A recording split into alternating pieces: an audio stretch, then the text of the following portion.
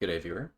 Here I am demoing my Game Engine Frameworks and Patterns first project, wherein we had to recreate the old arcade game Robotron.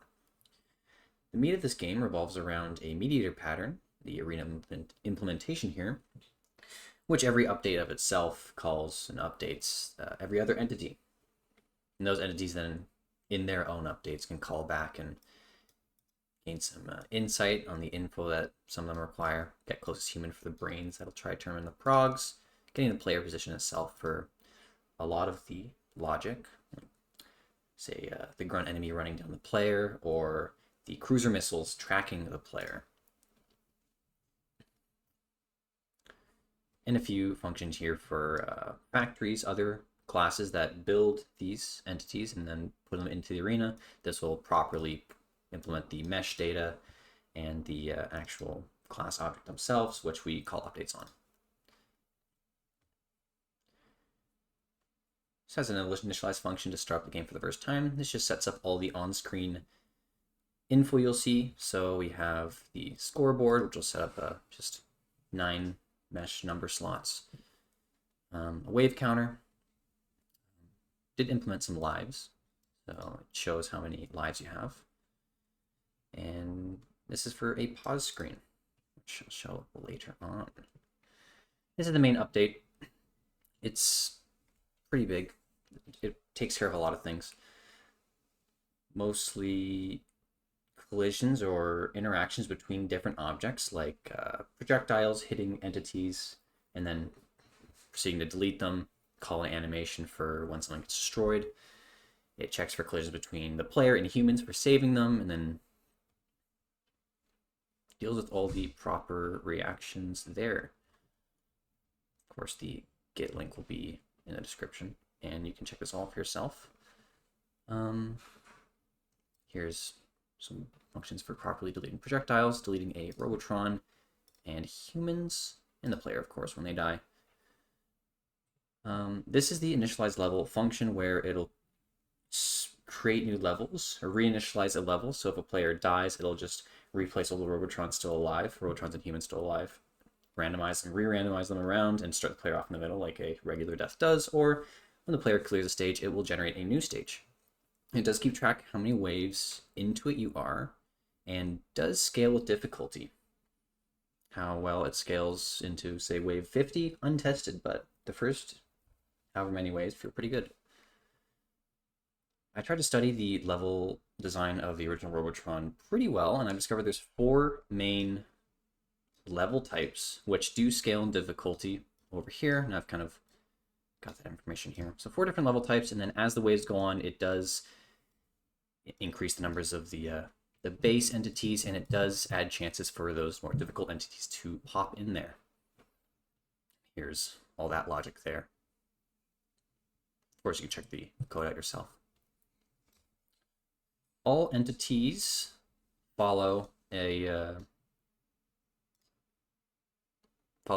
similar pipeline through the make character, which we can follow here with make character. So we pass in a string for what kind of thing we want to make, and it assembles everything accordingly and adds it back to the arena.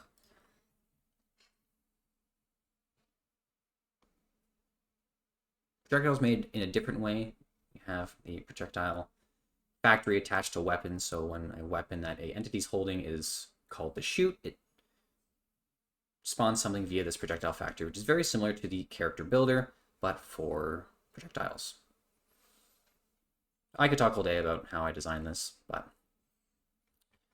I'm just going to get right into it and showcase the actual game.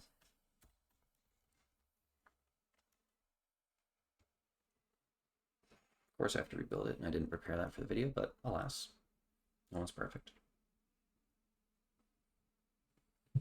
I'll try to explain some parts of the game while I'm playing it, but I'll also just kind of play through it, showcase how it plays. First level is always just some grunts and some humans, very basic. And how I do the shooting here, it does spawn the bullets and then delete them when it hits something. Whereas an alternative I could easily use would be keeping bullets off screen and then pulling them in. So there, I completed the level. There's a little pause. And then just so the player knows when the level starts, I have this player character kind of be big and then slim, reduce in size until it gets the proper size, and then it starts right there. Has a pretty good feel to it, flow-wise.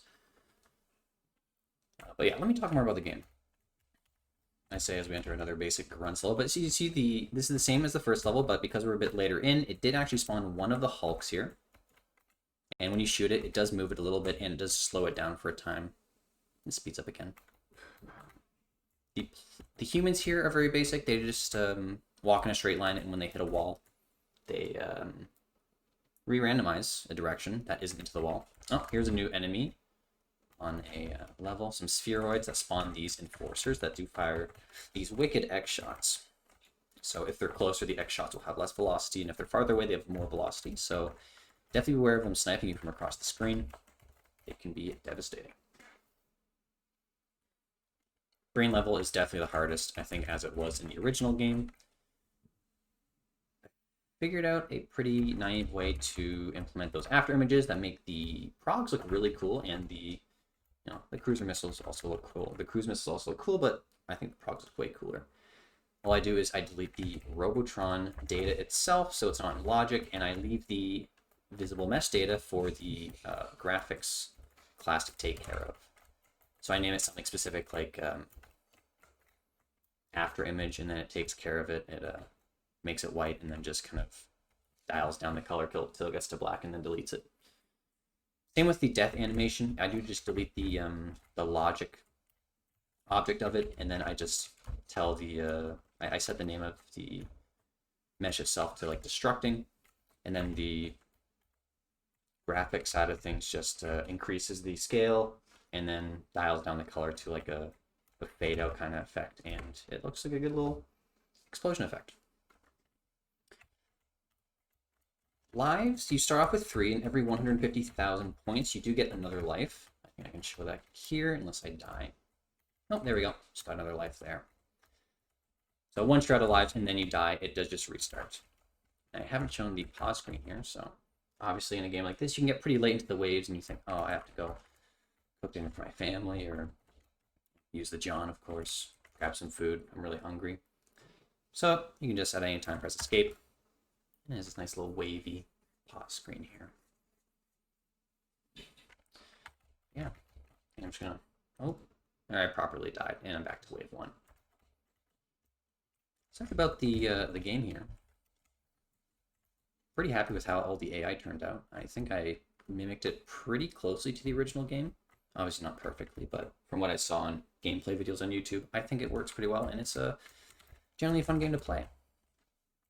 There's no scoreboard, but you can keep track of how far you've gotten before, how many waves in. It's definitely tough, but arcade games are tough, so get good, I guess. Yeah, that about wraps it up. Thanks for watching.